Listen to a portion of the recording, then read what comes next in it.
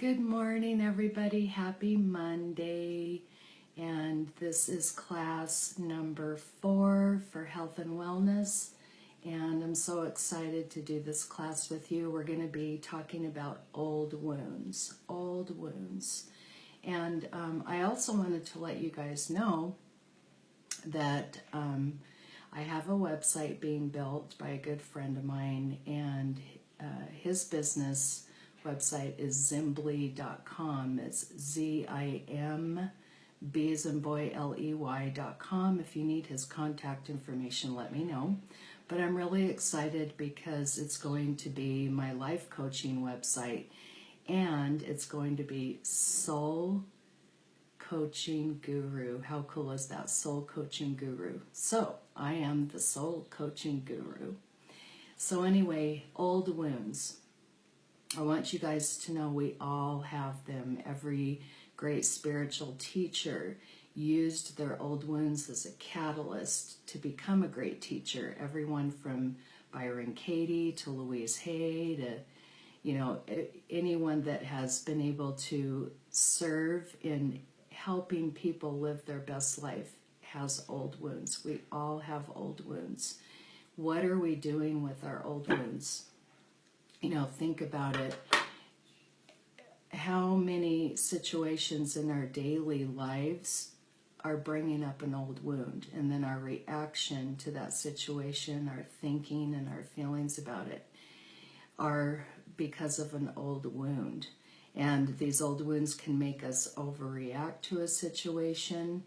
These old wounds can create similar situations to that wound, to that life experience that created a wound. It can affect our health. That's a big one as well. These old wounds can do so much damage in our body because there is a mind-body health connection, and I hope that you will entertain that idea. So old wounds, and a lot of people don't want to look at old wounds because they're painful, they're wounds. But think about the alternative of living your life with those wounds in place. Not healing those wounds. Those wounds stay open, they're tender. It's just like having a wound on your body that doesn't heal. It causes constant pain. It causes constant irritation. It keeps you from being well. So it's no different with our emotions. These wounds, these wounds for our spirit, for our soul. It's for our spirit and our soul. It's a matter of realizing that there is a place where our soul is whole and complete. It's whole and complete, and it always has been. And these life experiences wounded us on a physical, mental, and emotional area and aspect, but our soul is always pure. Our soul is always untouched by anything negative, because our soul is a part of Source. Our soul is a part of Spirit. Our soul is a part of the oneness of God. Our soul is light and love. And so when you're able to, and there's so many examples of that when you think about people that have been prisoners of war and how they survived that experience. It's because they were able to center into their soul. So whatever happened to them physically and emotionally and mentally, that's how they survived the horrific situation, was staying in tune with their soul, getting into alignment with their soul. Nobody can touch your soul. It's something I just want you to entertain. So anyway, back to old wounds. If you're really tired and just at an end with carrying your wounds, then this lesson is for you. And you can do this. And it really requires what's been referred to me by my life coach as some excavation in the basement of your soul. You know, it's going into those deep areas within us that have been, you know, stuffed down for so long that we may not even be aware that they're there. We may only see the reflection that they're there by situations in our lives. We may only know that they're there because of an overreaction to a situation, or a situation bringing up pain. And those situations can be a start. They can be a place where you're saying, okay, where is this coming from? I'm noticing this coming up a lot for me. You know, if you're noticing a lot of defensiveness, you know, what is that old wound of not feeling safe, of not feeling supported, supported by life in general? You know, if you're feeling a lot of anger, you know, what is that fear and where does it go back to? If you're feeling a lot of sadness or depression, you know, just really peel back the layers and look at where did this sadness come from? And what happened that made me so sad? You know, because we can have these wounds develop certain patterns in our mind.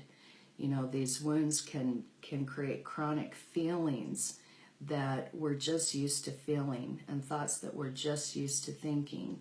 And, you know, we've talked about, you know, it's just like starting a new exercise routine, that we're exercising a better way.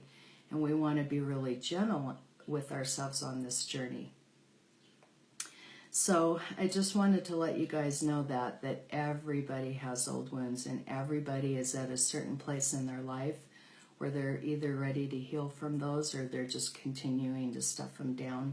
And I wanted to suggest that you take some time, and you want to make sure you're following this time up with some really good self-care. But take some time throughout your day as situations come up and you're feeling anything outside of love and safety and support and joy and playfulness and fun and happiness. Just make a little note. So maybe carry around, you know, a piece of paper in your purse or in your wallet, and just kind of identify those negative emotions.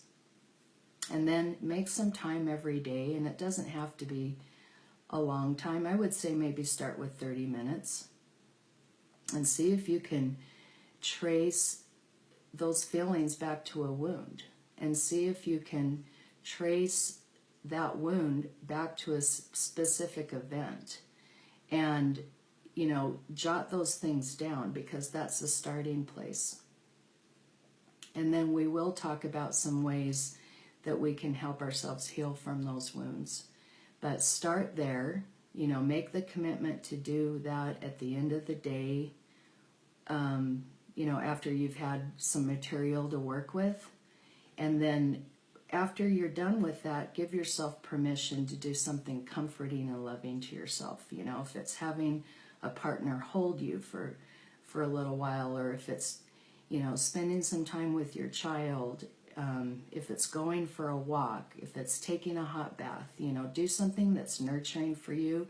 Maybe it's cooking a really healthy meal. But do something that's nurturing for you. Play some music, and get yourself back in a comforting, loving place. Give that to yourself, you know, because you don't want to just kind of feel raw and vulnerable after just making that discovery. So anyway, and then I wanted to give you guys some thoughts. Again, I'm going to be going to Louise Hay for some of these thoughts about wounds. And I want you to know that I am starting, because my life coach has been doing a series on A Course in Miracles. And I purchased the combined volume that has a workbook. It has a manual, and it has supplements. And I'm so excited to start this, because I'm going to be using this in my Soul Coaching Guru classes. And it's nice because it's very universal for all spiritual paths, and that's always my goal. So anyway, I'm going to put my glasses on, And I wanted to address healing, healing of these wounds, and just some thoughts. These are just some thoughts I wanted to share with you. Healing means to make whole. Healing means to make whole and to accept all parts of ourselves. Not just the parts we like, but all of us. Witches call this dancing with our shadow. And it's a new concept for a lot of people because we're taught to really reject certain parts of ourselves. And we can be really critical, and there can be a lot of self-hatred regarding certain parts of ourselves. But we're all a mix. We're all a mix of different characteristics, different personalities, different behaviors. And we want to love and accept all of that about ourselves. There are things that at 50, I'm just looking at, I've just got to accept, that I like to make lists. I like to stay on top of things. I have a hard time relaxing. That's part of my shadow, and there are things that I can do to be gentle with myself, but it's so important to accept all parts of ourselves and to let go of that label of good and bad. And this is part of our healing ourselves on all levels. This is a time of compassion when we do our healing. Go within and connect with that part of yourself that knows how to heal. We've talked about that before, that our body was designed to heal itself. Go into that part that knows how to heal. It is possible. And know that you are in the process of healing. This time you discover your healing abilities. Abilities that are strong, abilities that are powerful. You are incredibly capable. Send yourself that message. You are incredibly capable.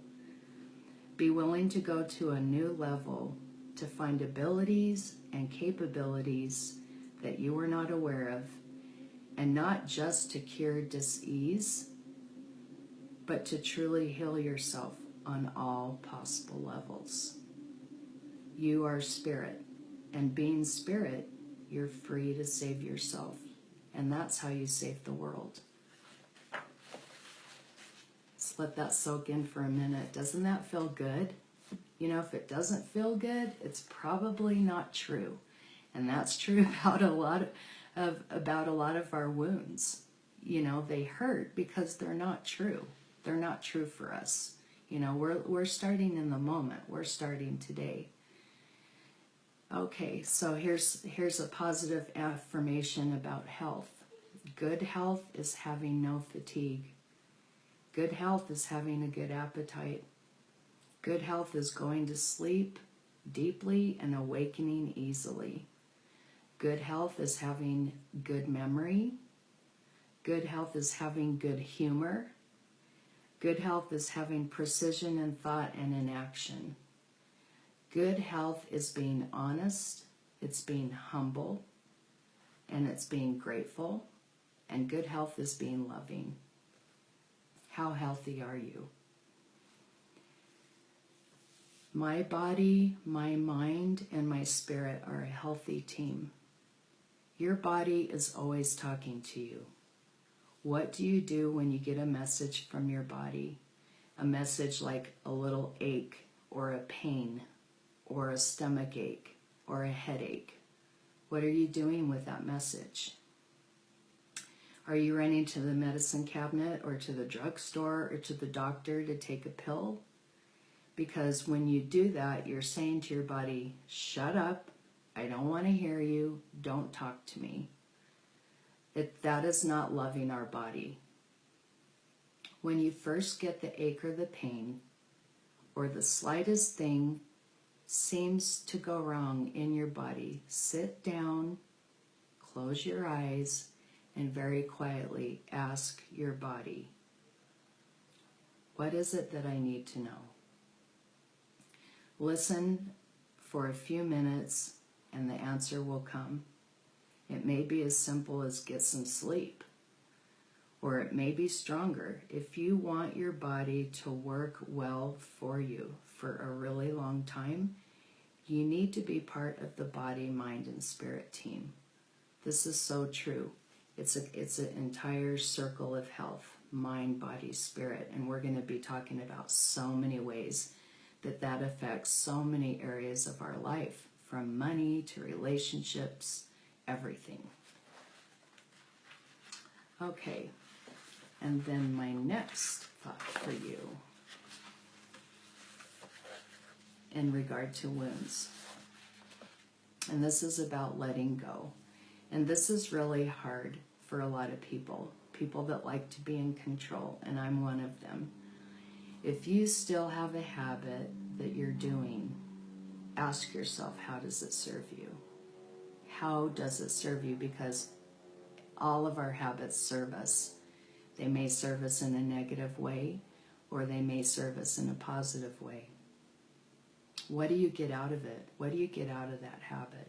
What do you get out of maybe overreacting every time something happens? What do you get out of that?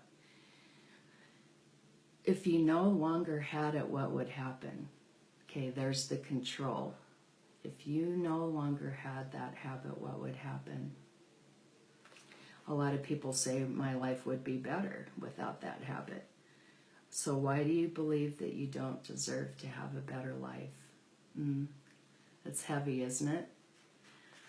So letting go, and here's your affirmation. I let go of the need for this condition in my life. I let go of the need for this condition in my life. We create habits, we create patterns because they serve us in some way. Sometimes we're punishing someone, and sometimes we're loving someone. It's amazing the number of illnesses created because we want to punish a parent, we want to punish, a partner, or we want to love them. Maybe we believe that is our way of loving somebody. I'm going to have diabetes just like my dad because I love my dad. Think about that subconscious belief, needing that connection. It may not always be on a conscious level, but when we start looking within, we find the pattern. We often create negativity because we do not know how to handle some area of our lives. We just don't know how to handle it, so we create the negativity. We need to ask ourselves, what am I feeling sorry about?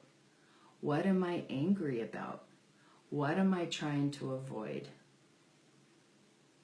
How will this save me? If we are not ready to let something go, really, really let something go, and we really want to hold on to it because it serves us, it doesn't matter what we do, we're not going to be able to make that change. So we really have to identify how it's serving us. When we're ready to let it go, it's amazing how just the smallest thing can help us release it because life supports us all the time. So just making a small change, having that willingness. Okay, and then a final thought for us, releasing the past. Releasing the past, releasing that old wound from the past.